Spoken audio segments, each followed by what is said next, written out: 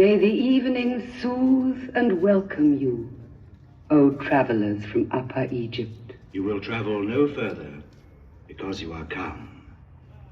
Here, you are at the beginning of time.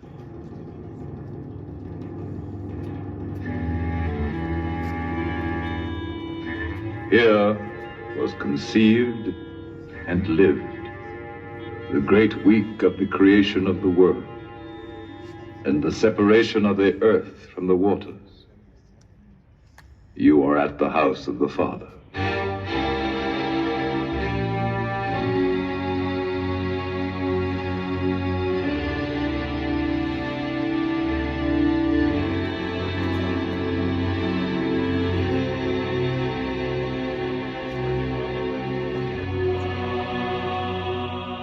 In this house of the Father, each pharaoh thought of himself as a son.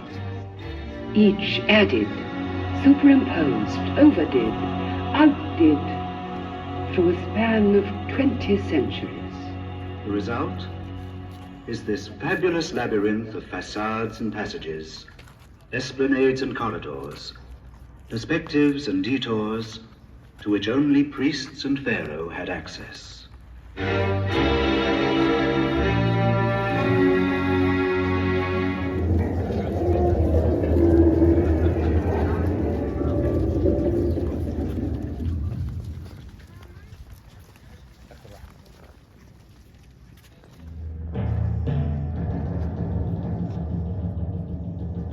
The solemn threshold you have just crossed was forbidden to common mortals.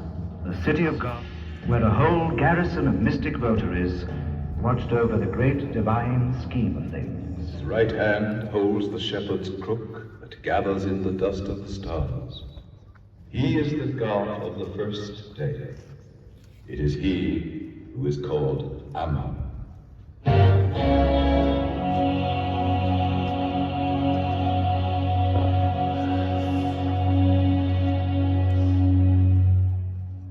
Do not be overwhelmed by the sheer size of these ruins. The citadel that arose here was not designed on the scale of men, but on the grand scale of God, from whom all things flow. I am the father of fathers, the mother of mothers, and the bull of the seven celestial kind. I opened my mouth to speak in the midst of silence. I caused to be that men should have a path on which to tread.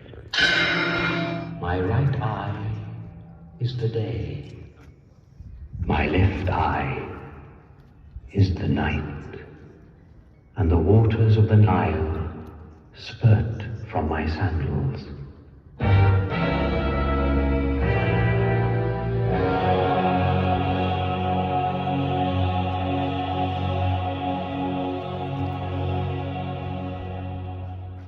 Had for wife the goddess Mut, who sat a little below him, wearing a royal headdress of vulture feathers.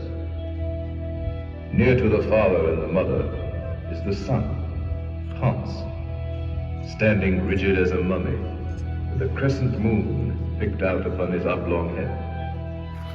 They made up the Karnak triad, the Holy Family, for whom, and for 2,000 years, ceaselessly, complex fortifications were built by the hands of men.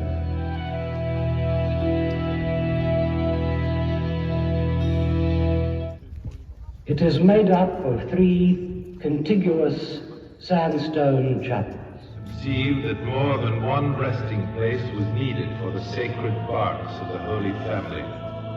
So, midway between the sanctuary and the river, I brought into being this edifice, a veritable temple with pylons guarded by colossi, peristyle courtyard, pillared hall, and sanctuary.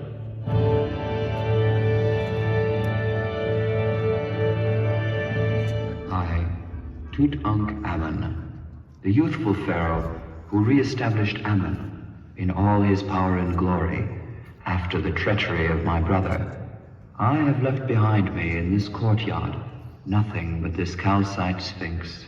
I,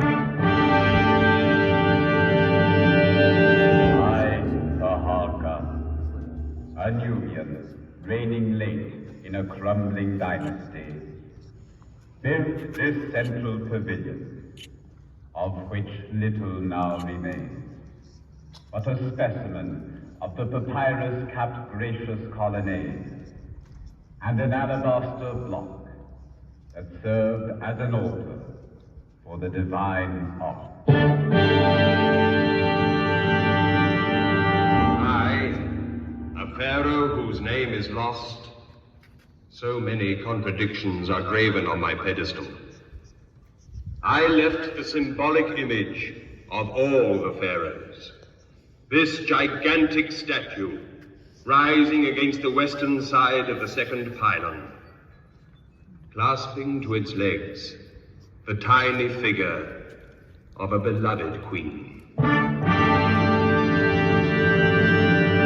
I, Ramesses II, the grand elder of the Ramessid dynasty, the flame of the 19th dynasty, I claim the honor more than 3,000 years ago of having completed this second pylon you are about to pass. At its foot, I placed the stela telling of the victory of Kamoses over the Hyksos from the east. 2 of my images watched over the gate of the sanctuary. Only the southern statue has remained intact, but it is enough to keep alive the memory of my august reign. For 67 years, I wore the double crown of Upper and Lower Egypt. 3 royal queens shared my bed. The third was the daughter of the Hittite king, the most powerful monarch of Asia Minor. You may measure the vastness of my empire, but to judge the span of my life, know that after her I married 4 of my own daughters, and that the number of my children was 92 boys and 106 girls. A pharaoh of the later period, a king of the twilight, Ptolemy Euergetes II. I built this marvelous gate leading to the chambers of God. The panels are of genuine cedar of the Lebanon, lined with Asian copper. May they open to you this evening and give you access to the most secret, most impressive part of the Karnak Labyrinth.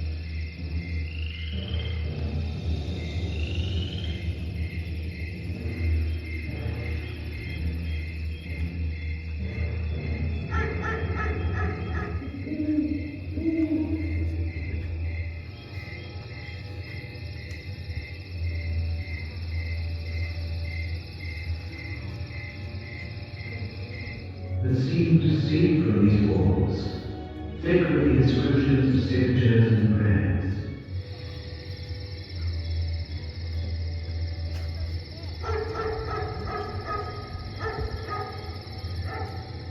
The decoration was completed by Ramesses II, who used not Greece this time, but Southern Greece. This high statue Regenerates his soul, since he reigned over Upper and Lower Egypt, in other words, over the universe, with his knowledge.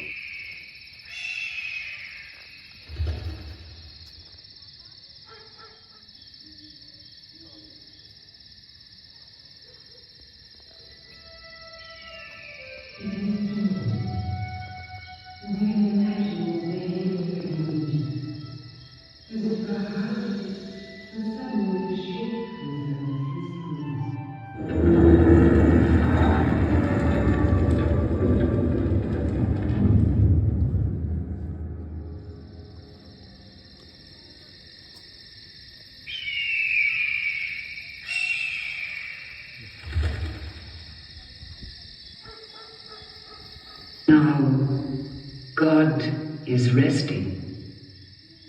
We must leave the sanctuary. The sun has vanished behind the Theban mountains.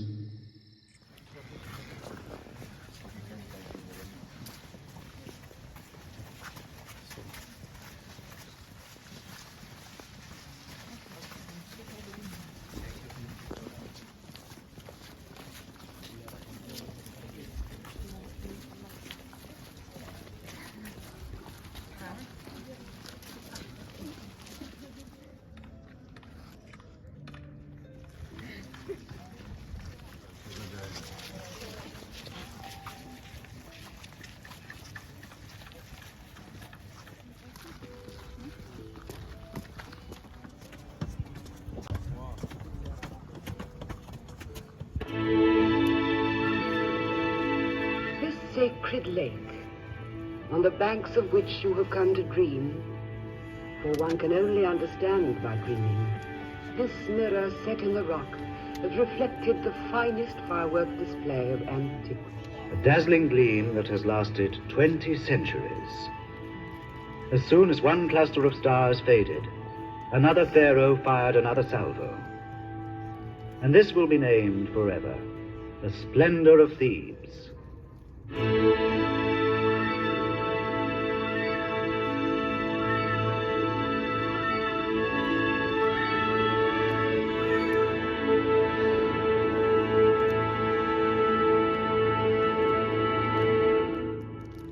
It has been said that Thebes was the first city, the city of cities. Homer named it the city of 100 gates. For 100 trumpets sounded its fame.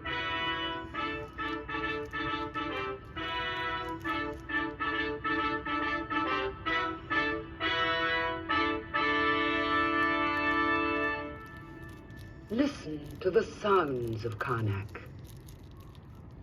The silence was deceptive, since the city for 20 centuries has resounded so much to the sound of song and harp that it was almost alive with music.